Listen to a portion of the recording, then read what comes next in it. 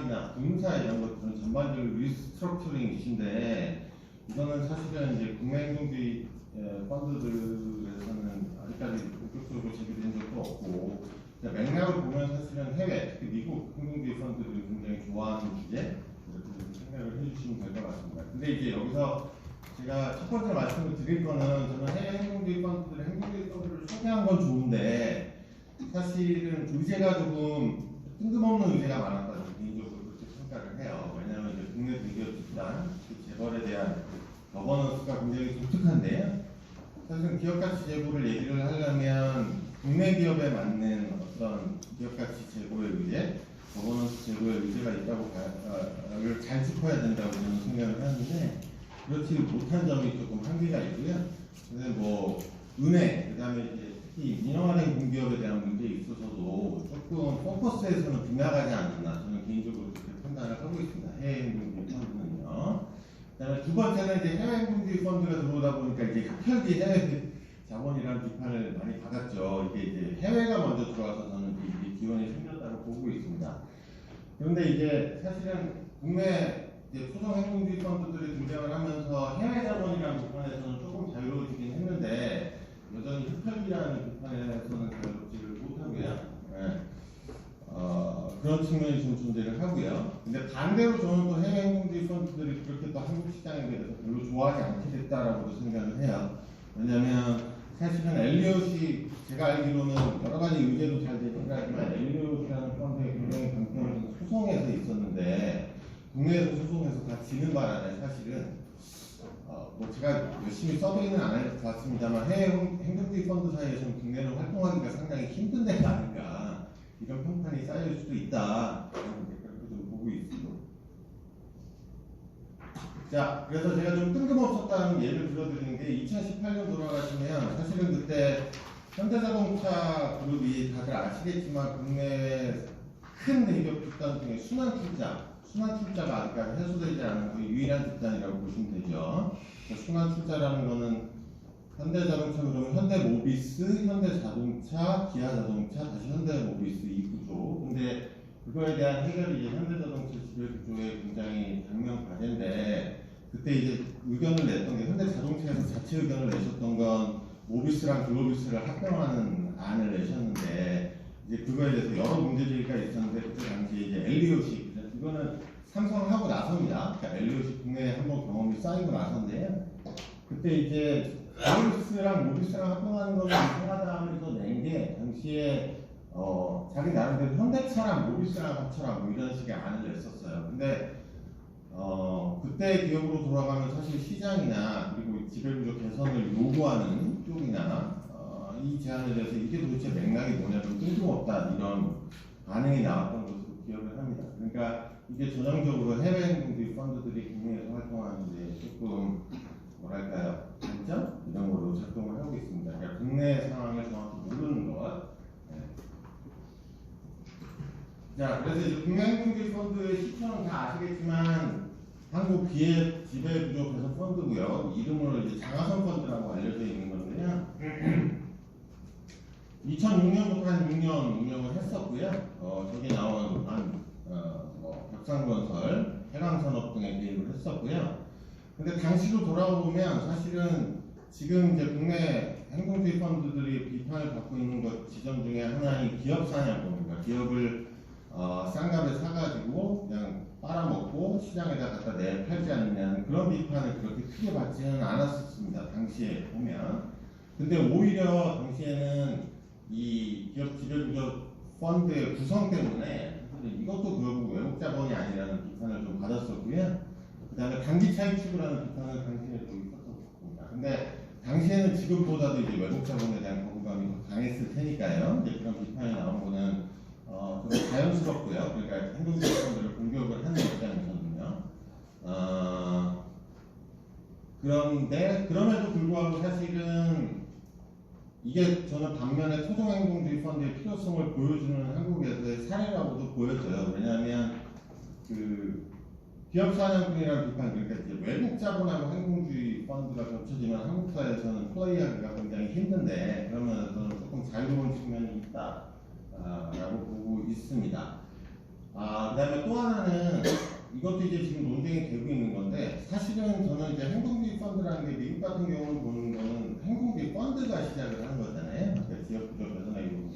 근데 한국은 이제 장하선 펀드라는 건 아시겠지만 시민단체가 먼저 드라이브를 한 적이 있었기 때문에 굉장히 이제 뭐 기업 지배구조 개선, 경제민주화 이런 이름이 붙으면서 이게 저스티스, 정의 막 이런 것들하고 연관이 돼가지고 좀 스탠스가 꼬이는 측면도 있는데, 저는 이제 그건 앞으로 좀 바로 잡아야 되는 것 같아요. 그러니까 행동주의 펀드는 미국 사례도 그렇고 펀드라는 거는 어차피 수익률을 추구를 하는 집단이고요.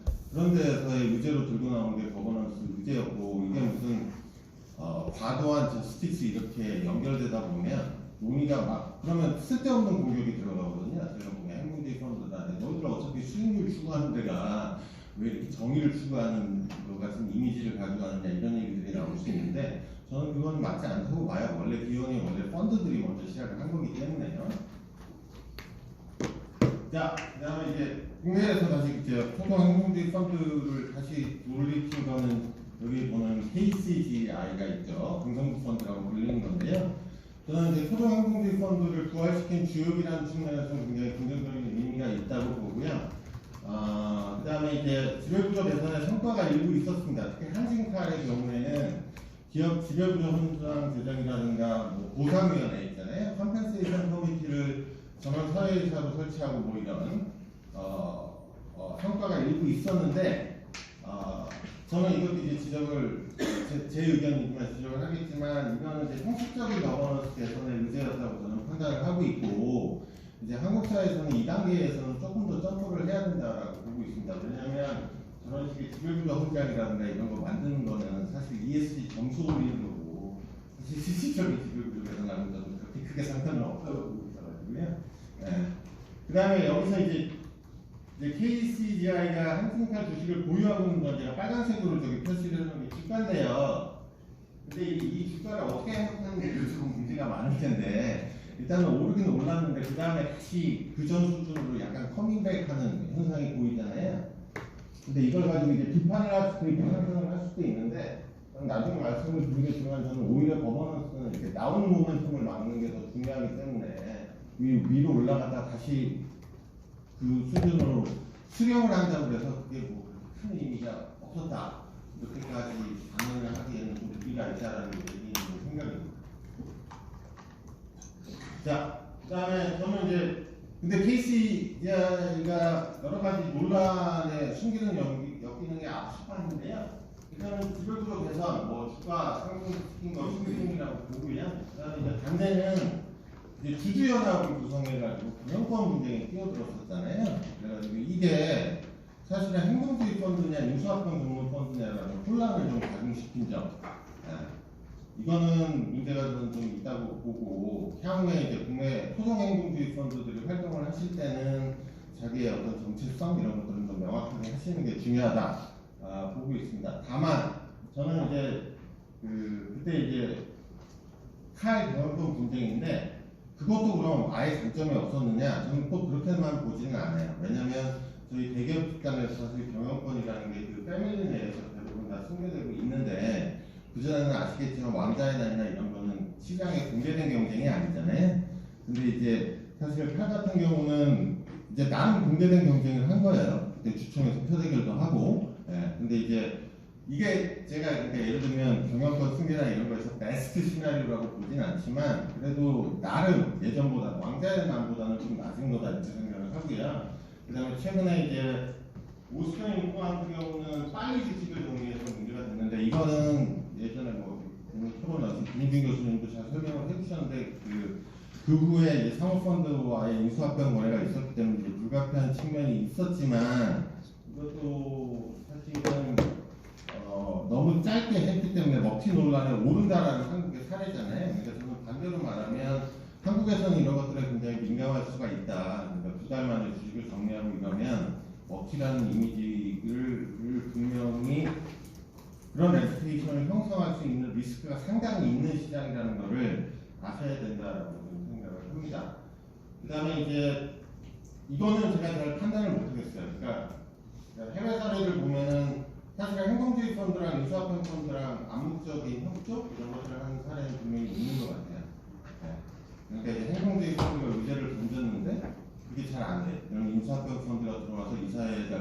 인수합병 제한하는 이렇게 코오퍼레이션을 하는 경우들이 있는 것 같은데 이거를 나쁘게 그냥 내부적으로 암묵적으로 협조하는 나쁜 집단들이라고 볼 거냐 아니면 실질적으로 거버넌스 개선을 위해서 거버넌스 개선을 하려면 저는 이 사회에 또는 그 회사에 대한 충분한 압력이 가야 거버넌스 개선이 일어날 수 있다고 보는데 그러기 위한 효과적인 전략으로 볼 거냐 이런 것들은 어떤 관점에서 보느냐에 따라 평가는 좀 달라질 수 있다고 봐요. 그러니까 이거를 그러니까 요즘 미국에서 비판하는 늑대 때가 달라가지고 뭐 그런 식으로 이렇게 한쪽으로만 막 시도해버리는 하는 게 아닌 것 같습니다.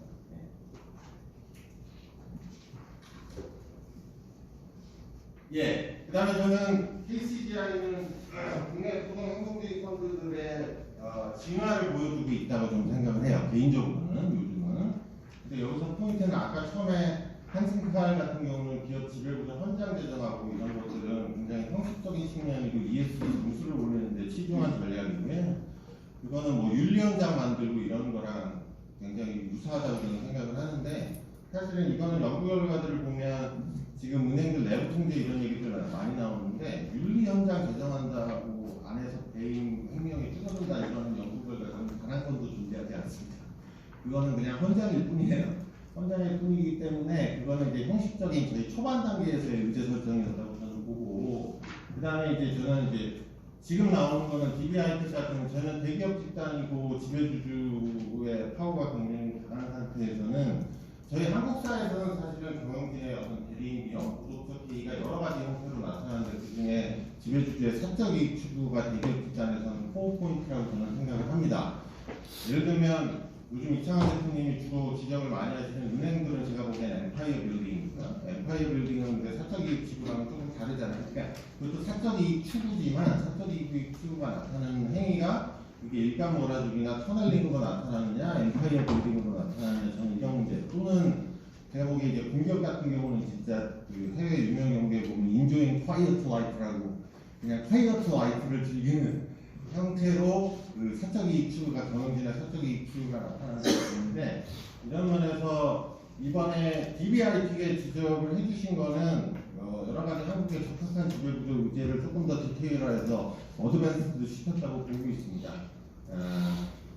그 중에 이제 뭐 저희 이제 MOM이나 집중 투표들도 자사주 매입주치 소각 이렇게 굉장히 한국적인 특성이잖아요, 사실은.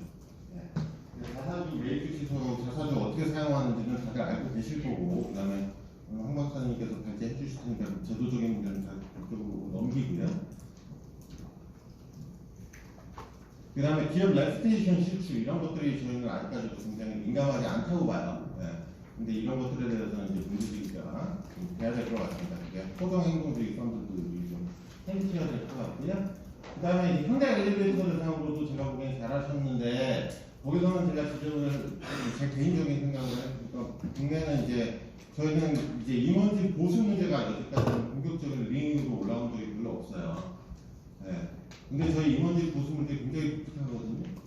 저희 굉장히 독특합니다. 미국의 스탠더론 기업으로는 생각을 하실 수 없는 다양한 문제. 그러니까 미국 같은 경우는 사실은 양이 과하게 많다가 핵심이고요. 양이 과하게 많다가 핵심이고, 그 다음에 어떤 경우에는 스탁 관련된 컴펜세이션이 전체에서 차지하는 비중이 이제 너무 높아졌다가 문제가 되거든요. 그게 전형적으로 나타난 게 2008년 금융위기라고 보고, 그러니까 스탁 옵션을 구조를 잘 짜줘야 되는데 그게 일종의 떠오르고 당근으로만 가서 채찍이 안 돼서 그러니까 은행 경영진이 너무 과도한 리스크 테이킹을 끌어왔다 이런 게 문제제기가 돼서 그때 미국이나 유럽 금융당국은 집중적으로 그 컴펜세이션 스트럭처에 대한 그러니까 큰 서제스션을 내는 거를 그때 퍼버시 그 서제스션으로 굉장히 많이 했었는데 사실은 저희는 그거랑 다르거든요. 저희는 뭐 주식 연계 보상이 많은 게 문제가 아닙니다. 그다음 이제 저희는 겸직이 많고요. 그러니까 대기업 집단이라 겸직이 많고, 그다음에 저는 그 연봉 설정의 직급 구조도 저는 굉장히 이상하다고 보고 있어요. 그러니까 그건 미국 기업에서는 나타나지 않는. 그러니까 예를 들면 저희는 뭐 사장, 그다음에 부회장, 회장 이런 스탠더드 폼에서 CEO는 CEO지 이상한 그러니까 회장이면 미국이면 프레지던트인데 프레지던트 같은 경우는 굉장히 그냥 명목상의 지위인데 이런 것들을 높이고 그러면서 그게 올라가면서 고정급을 굉장히 점프하고요. 그 다음에 고정급이 점프되는 것뿐만 아니라 그런 직급이 올라가면서 퇴직금 배수까지 올라가는. 그러니까 나중에 퇴직금을 계산해 보면 지배주주 같은 경우는 특히 임원 근속 기간이 길기 때문에 뭐 퇴직금이 몇백억이 나오는 이런 현상. 예. 그러니까 완전히 다르죠. 예. 그러니까 저는 이제 미국식으로 접근해서는 안 되는데 이런 것들을 조금 해주시기 시작했다는 게 중요한 포인트로 보고 있습니다. 자, 그다음에 오늘 오셨는데 제가 막 하면서 좀 민망하시고 있는데 제가 이제 그 경영대에서 저도 지배구조 수업하는데 제가 이제 사례로 많이 쓰는 겁니다. 근데 이제 지배구조 개선이라는 게 한국적으로 특징을 잘 잡았을 때 그게 시장에서 얼마나 임팩트가 있냐를 보여주는 사례로 그러니까 SM 이거 그때 SM은 기억나시겠지만 라이프 기획이라는 이수만 지배주주 개인회사 100%로 일감 몰아주기였잖아요. 그래서 그때 매출액의 SM 매출액의 6%죠. 6%를 그쪽으로 넘기는 계약인데 그걸 대충 계산해 보면 한 100억 정도 나오는데요. 그거를 하는 건데 그거를 이제 온라인 파트너에서 굉장히 적극하게 문제제기를 하신 거죠. 그러니까 제가 이 포인트를 강조를 드리는 건 대기업 집단 같은 경우는 지배주주의 사적 이익 추구라는 게 터널링. 터널링은 일감 몰아주기나 계열사 간의 다른 거래로 나타나는데 그런 거에 대한 굉장히 상승적인 문제제기를 잘해주셨고 그것들이 시장에서 반응이 좋아서 SM에서 이거를 종료를 그러니까 라이프 기획과의 계약 그러니까 내부 일감 몰아주기 거래를 정리를 하겠다고 하는 날 당장에 한 13% 주가가 올랐습니다. 자 그리고 저는 이제 행동기획 펀드 국내에도 뭐 개인적인 의견이라고 말씀드리고요. 저는 이제 배당만 강조하는 거는 좋은 전략은 아니라고 봐요. 왜냐하면 배당만 강조하다 보면 어차피 먹튀라는 그 배드 레퓨테이션에서 벗어나기 좀 힘들다고 보기 때문에 그리고 사실은 해외의 경우도요. 이게 해외 유명한 분입니다. 김민정 교수님 잘 아시겠지만 그 해외의 행동주의 펀드들 여기는 상업펀드도 있고 뭐 펜션펀드도 있고 이런데 이런 데들이 실제로 왜 개입을 하느냐, 왜 인게이지먼트를 하느냐 물어보면 사실은 1등은 프라이트 스쿼드입니다. 그러니까 캐피탈 알로케이션 자본 정책으로 이렇게 너무 쌓아놓은 돈을 가장 쉽게 하냐 이것 때문에 문제들이 집중적으로 하는 건 아니고요. 1등이 프라이트 스쿼드고 두 번째가 부적절한 지배구조, 그다음에 세 번째가 과도한 임금이잖아요. 보수. 네, 과도한 보수.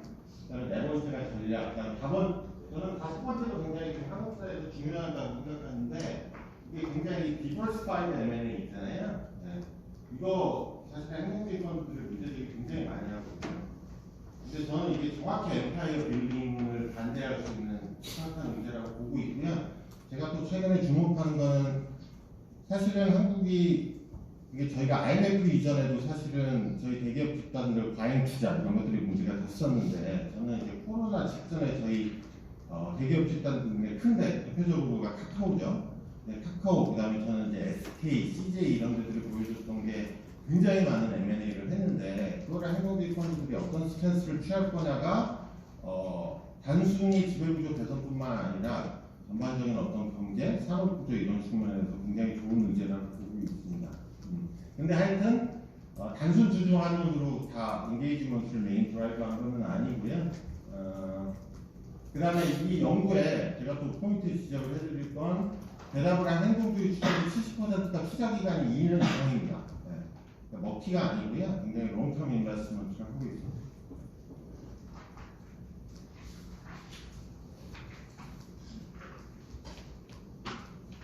예, 근데 이제 그때 온라인 들어가시고 나서 SM에서 그 다음부터 이제 확정이 돼가지고 카카오도 들어오고 하이브도 들어오고 그러면서 이거는 당시에 SM 사내 변호사가 사실은 이제 카카오와 온라인을 공격하면서 입장했던 거 굉장히 유명했죠. 그래서 많이들 언론화되고 그랬었는데 여기서 SM 사내 변호사라는 건 제가 정확히 말씀드리면 SM 지배주주 이수만의 입장, 지배주주의 입장을 대변하는 사내 변호사가 일단은 이제 적대적 M&A 세력이라고 규정을 했고요.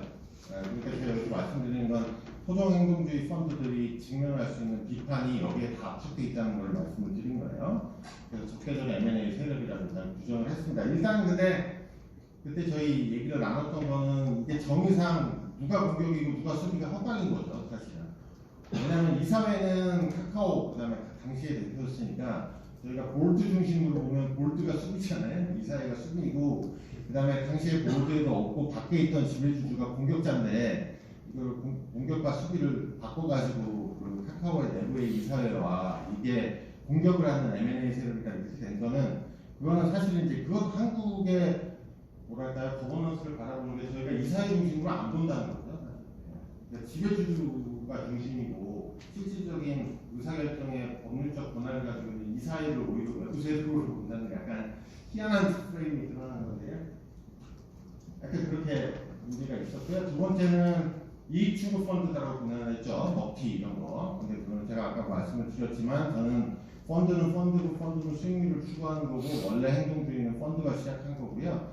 한국에서 시민사회가 시작했다고 해서 이게 무슨 저스티스다 이렇게 하는 거는 이제 없어져야 될 개념이라고 생각을 하고 예, 그다음에 늑대떼 전략이라고요. 이 늑대떼 전략은 뭐 미국에서 이제 집중적으로 좀 요즘 비판을 많이 하고 있는 건데 행동주의 펀드들 몇 개가 연합해서 일종의 좀 코오퍼레이션을 한다는 건데요. 예, 뭐 그런 기대 안 하고 이런 비판도 등장을 할 거다 분명히 제 생각은. 예.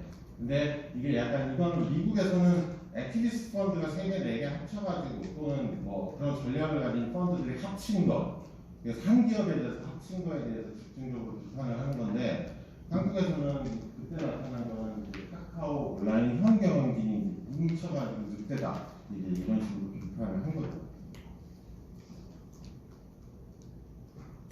자, 그래서 제가 이제 저는 기본적으로 이제 저도 이제 저희는 행동주의 펀드가 초기이기 때문에 지금 행동주의 펀드에 대한 비판은 과하다는 입장이긴 하지만 제가 이제 일종의 숨기는 역기능을 다 좀 말씀을 드려야 될 것 같아서 미국에서는 대표적으로 여기 존 카피라고요. 이분이 행동주의 펀드를 공격하는 거의 선봉에 계신 분 같더라고요. 존 카피라고.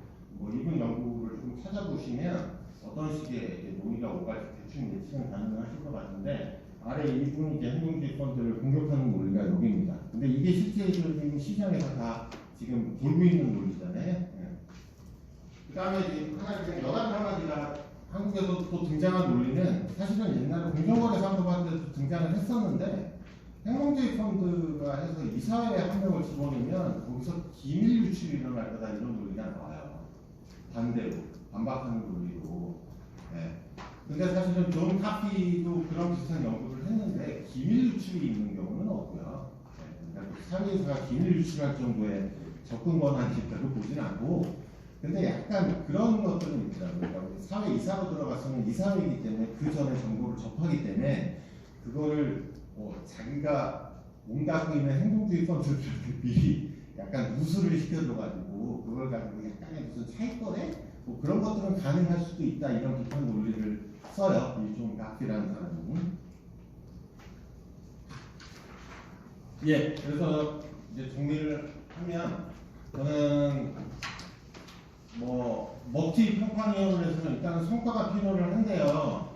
성과는 일단 저희는 근데 제가 이제 성과 이게 너무 당연한 얘기인데 그러니까 성과를 내려면 그 기업에 맞는 의제를 굉장히 잘 잡으시고 전략을 잘 짜야 되겠죠. 근데 이제 지금은 의제를 던지고 그다음에 한국의 행동주의 펀드가 뭐가 있다 이런 수준이고 그래서 조금 더 이제 행동주의 펀드 입장에서는 전략을 업그레이드 시킬 필요는 있는데 저는 그렇다고 해서 단기간에 그런 성과가 안 나오는 행동주의 펀드가 먹히냐 이제 이런 비판은 안 하는 게 맞다고 보는 게 저희가 일단은 주주총회에서 표대로 이익이 거의 불가능하거든요. 현재 상황에서.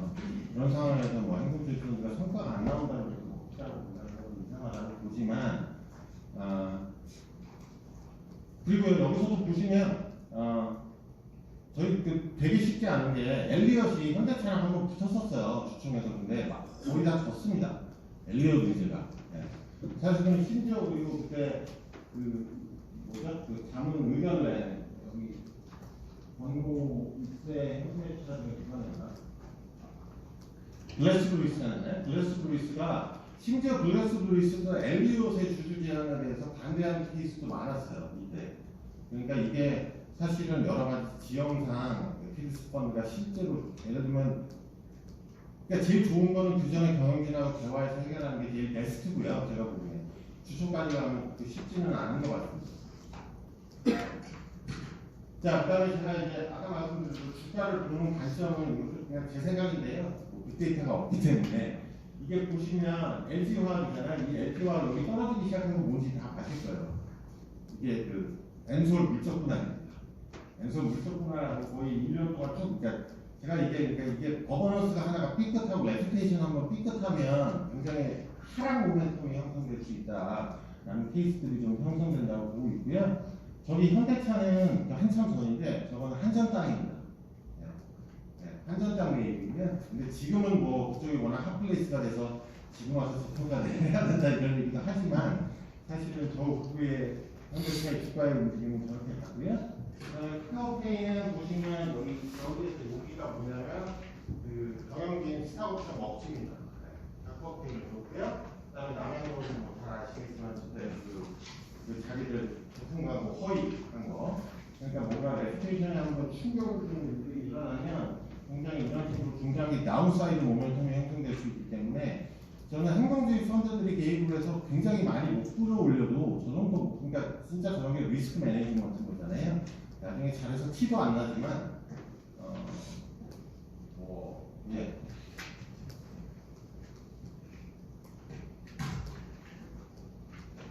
그다음에 온라인 파트너로서 은행 교수라 보기에는 알파이어 빌딩이나 핵심적인 문제 제기를 잘 하신 것 같고요.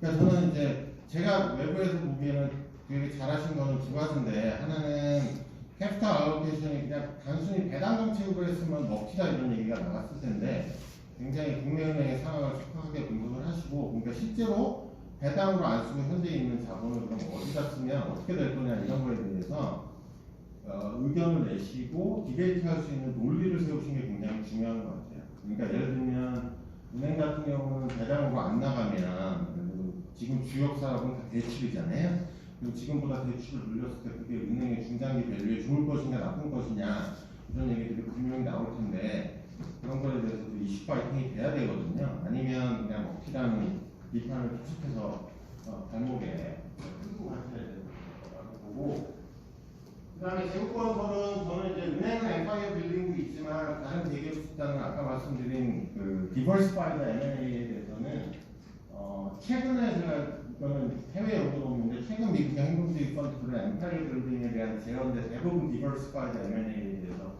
이슈를 제기를 하더라고요. 그러니까 너무 많은 M&A가 되는 거에 대해서는 문제 제기를 하고, 특히 여기서 제가 주목하는 거는 제가 논문을 읽어보면 에퀴티 펀드들이 막 인수합병 붐이 불 때 들어가가지고 오히려 조금 틀어막아요. 근데 저는 모르겠어요. 그러니까 경영진하고 에퀴티 펀드가 관점이 완전히 같을 수도 있지만 경영진하고 에퀴티 펀드, 경영진은 경영이거든요. 에퀴티 펀드는 일종의 뭐 잔소리하고 모니터링을 하는 스탠스라고 보면 이런 식의 스탠스를 가지고 가는 것도 괜찮지 않을까 싶습니다. 네. 그 다음에 안다. 네, 마지막으로 안다는 오늘 안 오셨죠? 제가 안다는 조금 의제를 잘못 잡았다고 생각했는데, 일단 첫 번째는 이게 한국 자회사를 분할 상장하는 주주 제안을 내셨는데 이건 한국에서 굉장히 익숙하지 않고요. 그러니까 미국 행동주의 펀드들이 굉장히 좋아하는 의제이긴 한데요. 그 다음에 이거는 지금 안다 분할 상장하면 그 비상장에서 동시 상장 문제잖아요. 동시 상장을 하는 게 과연 지배 구조에 좋은 건가 이런 이슈도 있고, 그다음에 예 그런 문제가 있습니다. 맨 아래. 그다음에 이제 여기 KT에서도 보듯이 KT 롯데 시가가 계속 이렇게 떨어지잖아요. 롯데가 계속해서 누가 회장으로 오느냐 이슈가 많았을 때예요. 사실은 제가 보기에 우리나라 민영화된 공기업의 중요한 이슈는 경영권 승계, 석세션 플래닝을 얼마나 투명하게 가져가느냐가 시장에서 관심이 있는 분야인데, 사실 안다는 좀 엉뚱하고 실질적으로 제 생각에는 거버넌스에 그렇게 좋지도 않은 사실 이중 상장 문제를 끌고 나와가지고 포인트를 잘못 잡았다 이렇게 보고 있습니다. 네. 그래서 일단은 행동주의 펀드가 추천까지 안 가보세요. 그다음에 저희 이거는 물적 분할 이슈 여기 잘 아실 테니까 생략하고, 물적 분할 포스코는 자기들이 자회사를 물적 분할해서 상장을 안 하겠다라는 것들을 담았죠. 근데 이런 것들이 그러니까 추천까지 안 가고 행동주의 펀드들이 미리 경영진하고 대화를 통해서 이런 것들을 내면 이게 성과잖아요. 이런 거 나오는 거 중요하고요.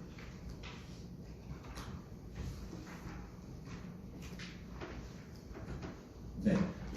그 다음에 이제 제가 아까 말씀드린 자본 배치의 문제에 있어서 제가 아까 은행은 사실은 이게 지금 배당으로 나갈 거냐 아니면 대출로 쓸 거냐 이런 문제인데 사실은 미국은 사실은 요즘 배당률이 높잖아요. 아시겠지만 그래서 이제 반박이 뭐가 나오고 있냐면 너무 배당을 해가지고 재투자를 안 한다. 재투자를 안 하기 때문에 미국의 특히 거대 기업 위주로는 생산성이 떨어진다 이런 반박들을 해요. 거버넌스에 조금 안티 쪽에 스탠스를 가지고 계시는 분들은 근데 이제 거기에 대해서도 이제 지배구조 쪽을 옹호하시는 분들은 지금 미국의 거대 기업이 배당률을 올리지만 실질적으로 재투자를 안 하는 거는 이게 배당을 너무 많이 해서가 아니라 다른 이유가 그렇기 때문에 이건 단순히 액티비스트 행정주의 펀드들의 배당 정책 요구가 이런 것들을 미국의 도시경제적인 생산성을 발목을 잡는 게 아니다 이런 반박들이 나오고 있는데요. 이게 지금 진행 중이고요. 근데 미국은 배당률이 워낙 높으니까 그건 이제 저희 상황에서는 안 맞는데 이제 저희에서도 그런 얘기들은 계속 나오세요. 근데 저는 이제 궁금한 거는 이건 저도 궁금증인데 데이터가 정확하지 않아서 저도 대기업 배당률이 낮은데 저희가 근데 제가 분석을 해보면 제가 대기업 한 100대 기업 위주로 분석을 해보면 저희가 그렇다고 재투자를 만들지도 않아요. 네. 그러니까 자본 배치가 좀 이상해요. 근데 그게 어디로 가고 있는지 잘 모르겠습니다. 네. 근데 이제 그런 것들도 제가 보기에는 액티비스트 펀드에 해야 되는 시장으로 좀 들고 나와야 되는 문제가 아닌가 생각합니다.